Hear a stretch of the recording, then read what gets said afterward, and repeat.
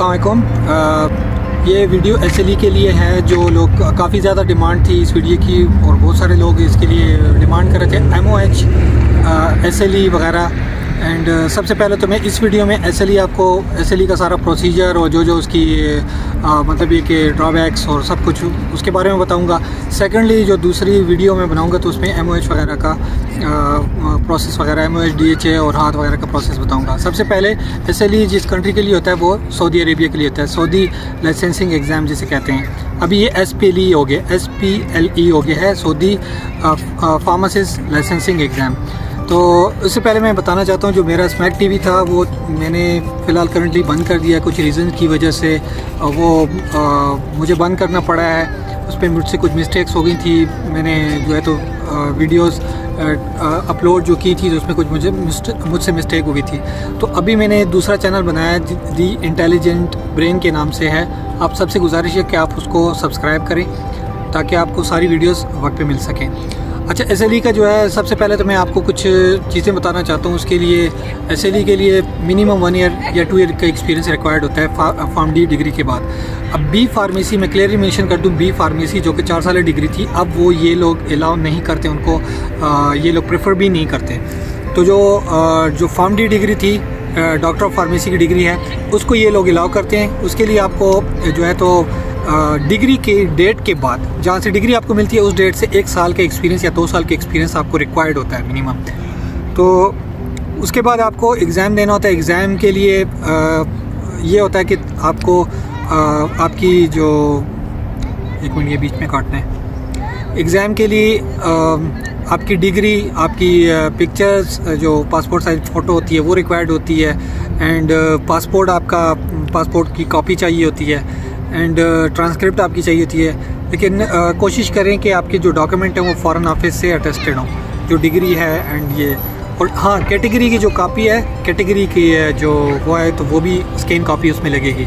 और जो इम्पोर्टेंट बात है, जो लोग पूछते हैं कि पैटर्न कैसा है, तो इसका पैटर्न इस तरह है कि 300 MCQs हैं जिसमें 800 मार्क्स हैं और 800 में से 536 जो है तो वो पासिंग मार्क्स हैं। तो आप खुद अंदाज़ा लगा लें कि मतलब कितना। कुछ लोग समझते हैं शायद ये आसान है, ये आसान एग्ज़ाम नहीं है, बहुत ज़्यादा डिफ़िकल्ट एग्ज़ाम है। आजकल ये एग्ज़ाम बहुत ज़्यादा डिफ़िकल्ट हो चुका है। तो आज तकरीबन ये कुछ लोगों से मैंने सुना कि नेप्लेक्स जो अमेरिका के एग्ज़ाम में कहते हैं, वो जो एजेंसी वो कंडक्ट कर रही है ये एग्ज़ाम, उसको दे दिया गया है। तो ओबियसली फिर तो ये एक मुश्किल एग्ज़ाम हो गया। उसके लिए आपको CPR जैसी बुक्स और APHA और 2-3 और बुक्स हैं इस तरह की, वो आपको मतलब ये कि स्टडी करनी पड़ती हैं। फार्माकोलॉजी, लिपिनकॉट, वो भी स्टडी करनी पड़ती है आपको। बाकी है कि जनरल आप उसकी वेबसाइट पे जाएं, सऊदी हेल्थ फॉर स्पेशलिटी की वेबसाइट्स हैं, मैं आपको शेयर कर देता हूँ इस वीडियो में, आप देख लेंगे। तो उस पर आप विज़िट करें तो उसमें आपको बाकी की इन्फॉर्मेशन मिल सकती है।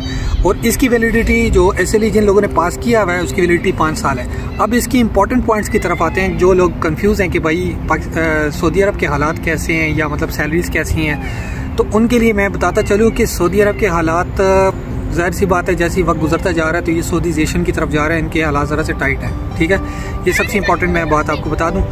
सैलरीज तकरीबन ये 7,000 एवरेज चल रही है। टोटल सैलरी बता रहा हूँ, बेसिक ये 5, कोई 4.5 दे रहा है, 5 दे रहा है, 6,000 बेसिक भी इवन दे रहे हैं। तो ये डिपेंड करता है। जो एक और ये चीज़ है कि जो लोग आना चाहते हैं सऊदी के लिए, तो उनको मैं इंपॉर्टेंट बात ये बता दूं कि आज़ाद वीज़ा जो एक कंसेप्ट था ना कि आज़ाद वीज़े पे आ जाऊँ, या जो वीज़ा कहीं से ख़रीद लिया, कोई भी वीज़ा ख़रीद लिया, बाद में आगे उस पर जॉब ढूंढी, अब ऐसा सीन नहीं है।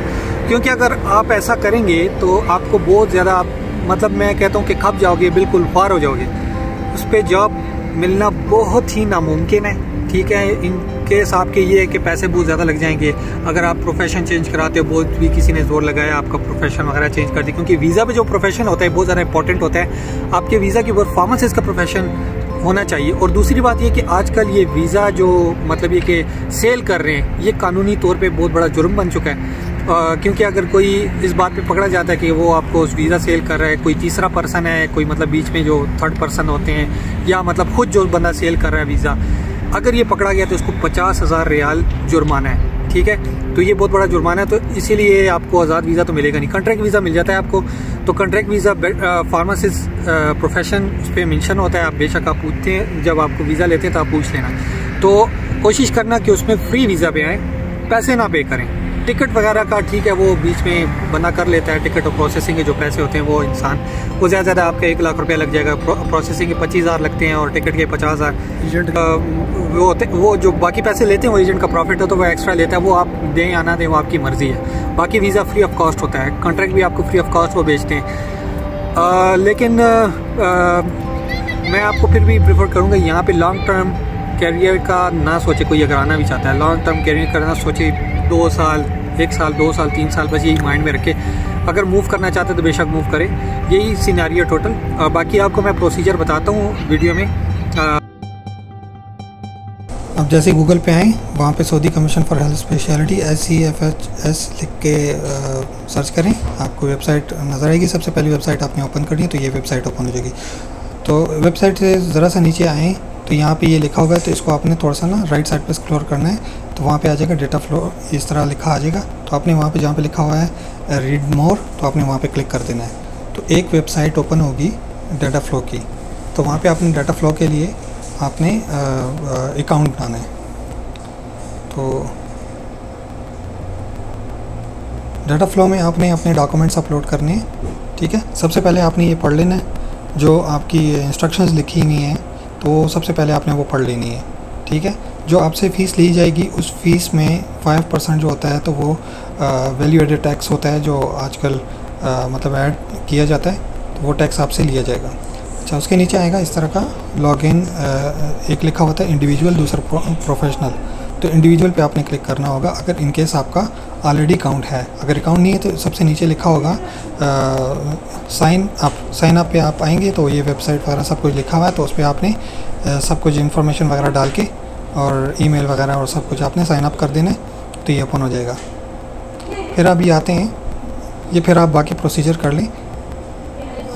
फिर आप आएंगे तो यहाँ पे लिखा होगा मेमारिस प्लस, तो ये मेमारिस प्लस पे आपने क्लिक कर देना है। मेमारिस प्लस पे जैसे ही आएंगे तो नीचे आएंगे तो आप ई सर्विस गेट जहाँ पे लिखा हुआ है वहाँ पे आपने क्लिक करना है। ई सर्विस पे आके प्रैक्टिशनर जहाँ पे लिखा है वहाँ पे क्लिक करना है। प्रैक्टिशनर पे जैसे आएंगे तो वहाँ पे आपके और स्पेशलिटी जितनी भी होंगी वहाँ पे आपने स्पेशलिटी वगैरह क्लिक करनी होगी। ये एक पेज ओपन होगा, प्रैक्टिशनर के लिए एक पेज ओपन होगा, उसमें आप देखें तो फिर आएगा मेमारिस प्लस अपॉइंटमेंट बुकिंग, ये सब कुछ। तो वहाँ अपॉइंटमेंट बुकिंग तब होगी जब आपका अकाउंट बना होगा। तो मेमारिस प्लस आपने ओपन करना है, वहाँ पे थोड़ा सा तरीका भी लिखा हुआ है और बाकी सब कुछ चीज़ें आपने अच्छे से पढ़ लेनी है।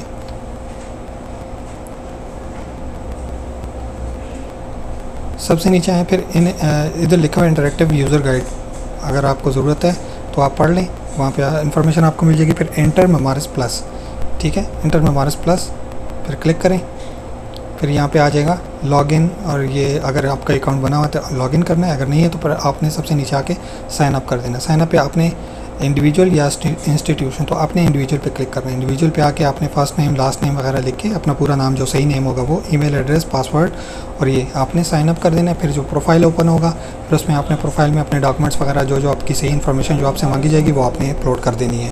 मैं आपको एक ही सजेशन यही दूंगा कि आप लोग जो है तो बेहतर यही है कि किसी से कांटेक्ट करें, पर्सन व्यू के जो ऑफिस होते हैं जो ये एग्ज़ाम कंडक्ट करते हैं, तो वो आपको सारा प्रोसेस करते हैं। क्योंकि अगर आपसे एक भी मिस्टेक हुई ना तो आपका जो है तो अकाउंट ब्लॉक हो जाएगा और आप फिर आगे नहीं कर पाएंगे, कोई कभी भी आपका अकाउंट नहीं खुल पाएगा। तो बेहतर यही है कि आप लोग इस तरह करें कि पर्सन व्यू लिख के गूगल पर सर्च करें, तो वहाँ पर आ जाएगा एग्ज़ाम सेंटर्स, या आप देख सकते हैं एग्ज़ाम सेंटर टेस्टिंग लोकेशन, ये लोकेशन वगैरह आ जाएगी, वो आपने सर्च कर लेनी है, ठीक है। इन पाकिस्तान, या आप इंडिया में तो इंडिया, अगर ये आप किसी सिटी से हैं तो वहाँ पे लिखा पर्सन व्यू सेंटर इस्लामाबाद, तो वो आपको लोकेशन ऑटोमेटिकली वहाँ पे लिखा हुआ आएगा, तो ये आप देख सकते हैं। तो बेहतर ये है कि आप किसी एग्ज़ाम सेंटर से कांटेक्ट करें, वो सारा प्रोसेस आपको करके देंगे, क्योंकि वो एक्सपर्ट होते हैं और उनको सारा आइडिया होता है, तो मिस्टेक नहीं होगी। नेक्स्ट वीडियो में मिलते हैं इंशाल्लाह। थैंक यू, अल्लाह हाफ़िज़।